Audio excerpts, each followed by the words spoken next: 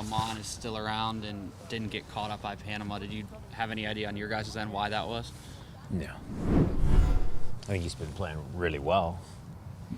But, it's Panama's problem. Fair enough. I love having him around here, Matt. So aside from being a friendly, maybe it's not the fact that maybe you guys requested for him to stay, nothing of that nature? I think Roman wants to be here. Got a few days before the next game. What goes into kind of this break, and how do players keep sharp and yet rejuvenate? What's that? What do you guys do? Well, we gave him an extra day off.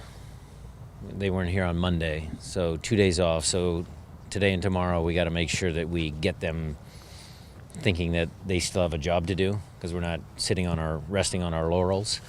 Then we'll give them another little break, and then there'll be 3 more intense training days prior to Houston. Stefan talked about how you give the players, it's their game on the field, and it's something that you've preached. Where did you get that? Was that something as a player, as a coach? How did that evolve for you? Well, I'd answer it like this. It's almost common sense, because there are no timeouts like there are in football or basketball or, in between innings in a baseball game.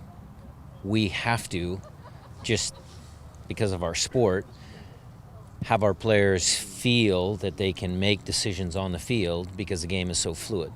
So we're trying to instruct them to be ready for different things. We prepare them to be ready for different situations they might face on the field. But then they have to be strong enough mentally and physically and, make the right pass, the right movement. That's their job. So is that like your forte in terms of preparing the players, the preparation? The Seahawks talk about preparation makes the separation. Is that kind of that same concept?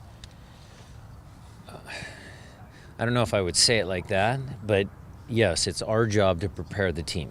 We believe in our process. We believe in what we tell them. I mean, I guess you could say that. I strongly believe that, guys have to make those decisions on the field. I believe in the players. I believe they're good enough to make those decisions. I believe in our system. Like I learned a little bit something on Sunday. I'm sticking with our 4-2-3-1. So, we believe in the process. What did you learn on Sunday? Well, just that the 4-2-3-1 is a good formation for us. Coach, do you have any updates on Andreas' neck or Flacco's leg? He was out there training, so he was okay. Flacco's, that's a little trickier one. You guys, I think Brad mentioned that he was going to, or he wanted to appeal the red card. Did you guys end up doing that, and have you heard anything back yet? I'll let Garth speak on that. Okay. Have you had a chance to view film and evaluate it yourself? Yeah. I had a conversation with Brad in private, and then I also brought it up in a team setting this morning at film. The playoffs are coming, so we have to be prepared to make sure that all of the players stay on the field. I had a word in private with Mr. Ladero as well, so I'm not playing favorites with Brad. I like Brad, but I'm not playing favorites with him.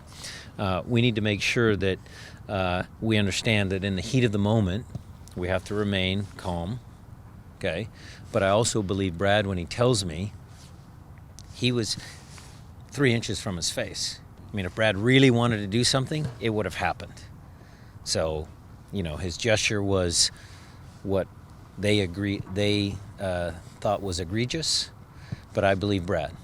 So we talked about it, and we learn from it and we move on, because we gotta move on from that very quickly.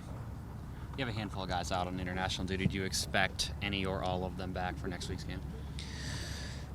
Grant has all the itineraries. I'll get more educated with them. I would expect that some of them would be back.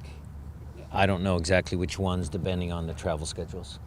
Who would you think would be more likely? Would you expect Jordan to be back, for example? That is true. I would expect him to be back, yes. And Nico? That could be a possibility. Okay. Going back to the game, another fantastic game from Ozzie.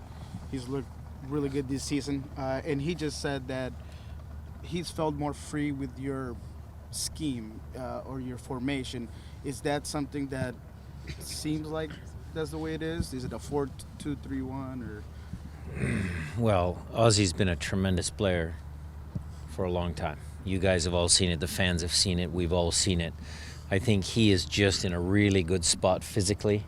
You know, last couple of years he's had some kind of little things that have prevented him from, you know, playing in different parts of the year. This year he's been healthy. He's been coming in, doing his work with the trainers, the fitness guys, and I think that shows, because not only was his soccer very good, but his physical performances have been tremendous. Now, I've told you guys that putting Christian next to Ozzie has been a help. So, yes, he might feel free. You know, against Vancouver, we had Eric Freeberg in there as well. So when you put those three guys together, they all can cover a lot of ground. So I think it made it easier for Ozzie to push forward at times, knowing that Eric and Christian were there to watch the defensive end for them. How much of his fitness now do you sort of give credit to his off-season preparation? Is that something that maybe would start to pay off around this time of year? Yeah. Dave Tenney does a great job making sure that the players, when they leave Seattle, have a fitness plan.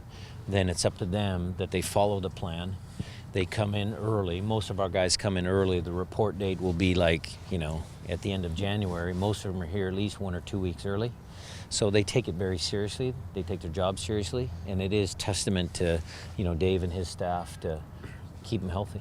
Was that urgency even more acute this year with the Champions League, forcing guys to get in and make sure they were ready to go? That was there. Thanks for that reminder. Yeah, because we played 2 tough games against Club America. It was it was a big challenge.